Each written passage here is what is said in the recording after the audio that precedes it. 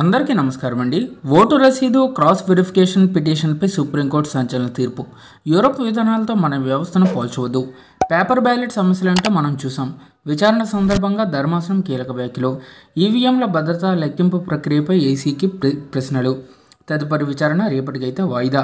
VVPAT విధానంలో రూపొందించిన paper స్లిప్లతో electronic voting మెషిన్లో పోలైన ఓట్లను క్రాస్ వెరిఫికేషన్ చేయాలని కోరుతూ దాఖలైన పిటిషన్లను సుప్రీంకోర్టు మంగళవారం విచారించింది. ఈ సందర్భంగా రహస్య బ్యాలెట్ ఓటింగ్ వల్ల ఎదురయ్యే సమస్యలను ప్రస్తావించిన ధర్మాసనం పిటిషనర్లపై ఒకంత అసహనం వ్యక్తం చేసింది. విదేశీ విధానాలతో మన యొక్క ఓటింగ్ ప్రక్రియను పోల్చడం ద్వారా వ్యవస్థను కూల్చివేసే ప్రయత్నం చేయవద్దని పిటిషనర్లలో ఒకరైన అసోసియేషన్ ఫర్ డెమోక్రటిక్ రిఫార్మ్ తరపు న్యాయవాది ప్రశాంత్ భూషణ్ను కోరింది. మనం 60 ఏళ్ల వయసులో ఉన్నాం.